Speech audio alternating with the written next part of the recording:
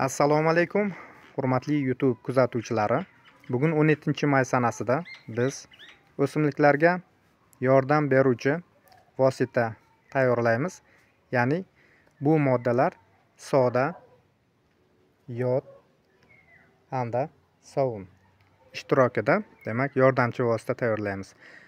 Demak, bu tayyorlanadigan retseptimiz ozuqa hisoblanmaydi. Aslida o'sha o'simliklarni kasallikka qarshi kurashishda, zararkunanda hasharotlarga qarshi kurashda, demak, juda ham samarali retsept hisoblanadi. Xo'p, shu o'rinda sodaning xarakteri to'g'risida gapirib o'tamiz. O'simlikka berilgan paytda o'simlikka nima yordam beradi? Endi bajaruvchi funksiyasi. Asosan bu soda tabiatiga ko'ra ishqorli hisoblanadi. O'simlikka berilgan paytda bilasizki, o'sha ishqoriy muhitda hasharotlar tripis, oq pashsha, qora pashsha va hokazolarni, demak, erkin harakatini cheklaydi va o'sha ishqorning hidiga ular yoqtirmaydi. Bundan tashqari o'sha soda barglarda sariq dog', kuyish ko'rinishidagi dog'lar hamda bodring naychalarining sarg'ayib to'kilib ketishiga qarshi, demak, samarali vosita hisoblanadi. Xo'p, ham kasallikka qarshi hamda zararli hasharotlarga qarshi, demak, yaxshi modda hisoblanadi. Xo'p, endi yod haqida gapiradigan bo'lsak, xo'p, yodning funksiyasi asosan barg hamda o'simlik tanalaridagi bakteriyalar, zararli bakteriyalar hamda zamburug'larni yo'q qiladi va o'z navbatida antiseptik vosita sifatida ishlatiladi. Bu barg orqali qisman singib, o'simlik tanasida aylanayotgan azotning harakatini tartibga soladi. Xo'p, mikroblarga qarshi kurashadi. Sovunni bundan oldingi videomizda aytgan edik. Sovun ham ozuqa hisoblanmaydi. Buning ham tabiati, demak, ishqoriy hisoblanadi. Bularda ham o'sha o'simlikka sepilgan paytda, ya'ni soda hamda yod qo'shilib, demak, sovun bilan qo'shilgan paytda sovun bularni gips qilib bargda uzoq vaqt ushlab turishiga yordam qiladi va bularning ham hidiga hasharotlar juda ham chidamsiz hisoblanadi. Ya'ni o'sha sovun sepilgandan keyin, uning hidi atrofga tarqalgandan keyin o'sha joydan hasharotlar ketishga tushadi, ya'ni qochishga tushadi. Shu sababli o'sha sovunni biz soda va yodni biriktirib bargda uzoq ushlash maqsadida, demak, foydalanmoqchimiz.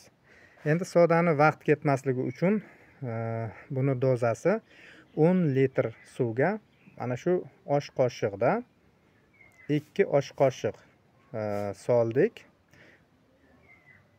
Endi buni maxsus idishda 3 qoshiq, ya'ni qanday ko'rinishda?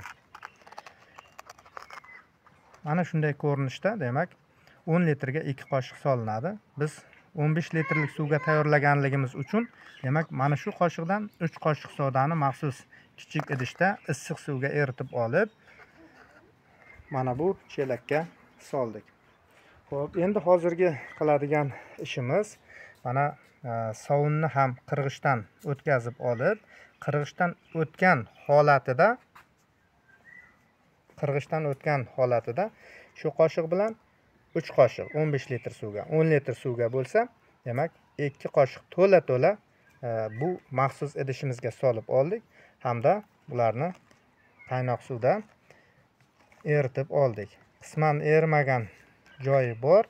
Bu erib turguncha biz soda va yod haqida sizlar bilan gaplashib oldik. Endi hozir biz mana erigan sovunni, bu taxminan 30 grammga to'g'ri keladi 10 litr suv 15 litr suvga. 10 litr suvga shu 15-20 gram atrofida sovunni qirg'ichdan o'tkazib, demak, suvga solsa bo'ladi. Xo'p.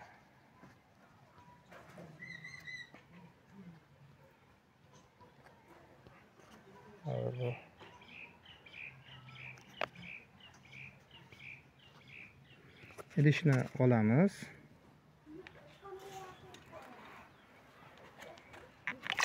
Mana chelakka mana shu tariqa soldik erigan sovunni. Endi bu yodni olamiz. Funksiyasini sizlarga aytib o'tdim. 15 litr suvga taxminan 8 tomchidan 15 tomchigacha ishlatsa bo'ladi. Endi biz 15 litr suvga taxminan 10 tomchi yoki 8 tomchi qilib olamiz.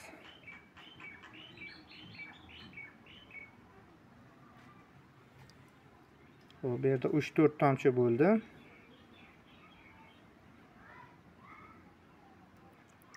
Xo'p. Yana shu 6-7 tomchi bo'ldi atrofida. Mana shu, demak, bugungi tayyorlaydigan retseptimizga yetadi. Jami shu 10-12 tomchi atrofida bo'ldi, taxminan. Buni shpritsga solib, yarim gram atrofida shpritsga tortib ishlatsa ham bo'ladi.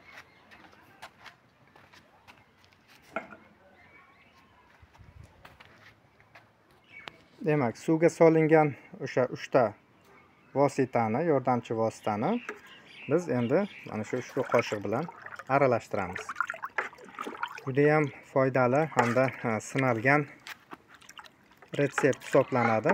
Demak, birinchi sepilgan paytda bu qisman kam foyda berishi mumkin. Lekin har 10-15 kunda, endi 15 kunda bo'lsa maqsadga muvofiqroq bo'ladi. Har 15 kunda sepilgan paytda, demak, har sepilganda keyingi ishlatilgan paytda, o'sha ikkinchi sepilgan paytda yana ham kuchliroq foyda beradi, uchinchisida undan ham kuchliroq foyda beradi. Shu tariqa bora-bora, demak, o'simlik tanasida hamda atroflarida yashayotgan zararli hasharotlar butunlay tomorqamizdan qochib chiqib ketadi. Xo'p, endi do'stlarimizdan savollar kelgan. Bizda daraxtlar bor. O'sha daraxtlarga doza qanday bo'ladi? Endi daraxtlarga taxminan masalan 10 litrga 2 osh qoshiq bo'lsa, daraxt uchun 10 litrga buni dozasini 2 barobar oshirishingiz mumkin. Endi bariga juda ham qattiq bargli bo'lganligi uchun, demak, ishqorga chidamliroq bo'ladi.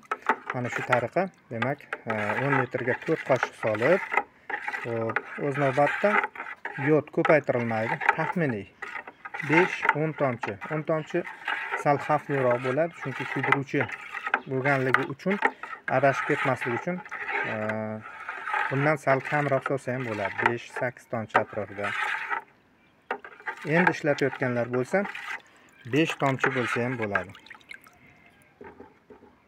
Xo'p, hurmatli do'stlar, mana bugungi tayyorlangan universal yordamchi vositamiz hamda ya'ni dorimiz ham kasallikka qarshi, ham zararkunandalarga qarshi, demak, juda ham samarali vosita hisoblanadi. Barchamizni dehqonchiligimizga Alloh baraka bersin.